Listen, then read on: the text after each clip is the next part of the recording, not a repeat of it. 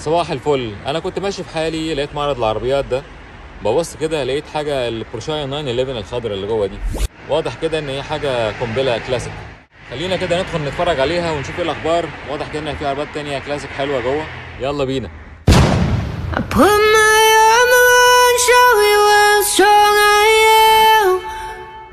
يا جماعه الموضوع طلع كبير قوي. طلعت بورشه 911 ار اس ار داكتيل موديل 73. خلوني بقى احكي لكم الحكايه بالظبط بالتفصيل. I'm a Porsche with no brakes, I'm invincible. I win every single game, I'm so powerful. I don't need batteries to play, I'm so confident. I'm unstoppable today.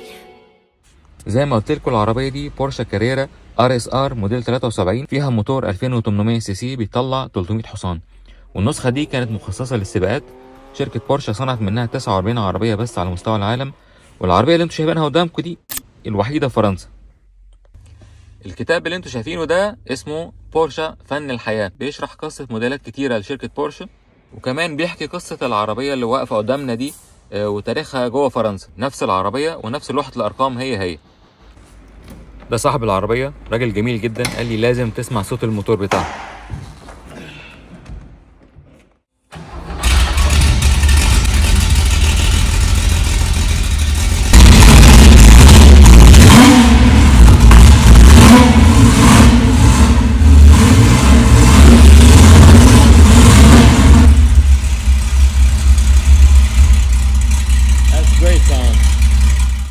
السبويلر ده تصميمه كان شبه ديل البطة، ومن هنا جت تسمية الداكتيل.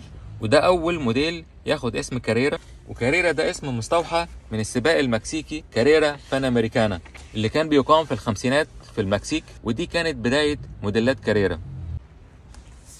العربية مكتوب عليها إن هي مش للبيع، بس لما سألت صاحبها لو فكرت تبيعها ممكن تطلب فيها كام، قال لي بمنتهى الثقة مش أقل من 2.5 مليون يورو.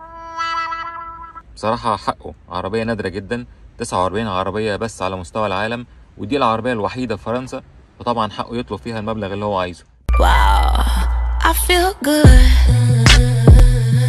يا جماعة أنا مش قادر أوصف لكم أنا سعيد قد إيه إن أنا شفت العربية دي وصورت معاها.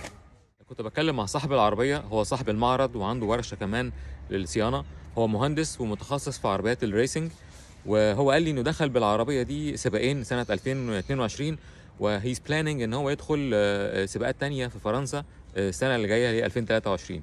هو راجل كبير مش صغير وربنا يديله الصحه. كان نفسي اصور معاه بس هو كان مستعجل جدا، كان عنده طياره وميعاد بعد ساعتين، فكان لازم يقفل المعرض ويمشي، فهو اعتذر لي. رغم ان هو كان مستعجل جدا بس اصر انه يفتح العربيه ويسمعني صوت الموتور، وخاصه لما عرف ان الفيديو ده هيتفرج عليه الناس في مصر وفي الدول العربيه، فحب جدا انه يفرجوا على العربيه النادره دي. ما تنسوش تعملوا سبسكرايب على قناتنا على اليوتيوب، وتعملوا لنا فولو على الانستجرام والتيك توك وعلى الفيسبوك. سلام.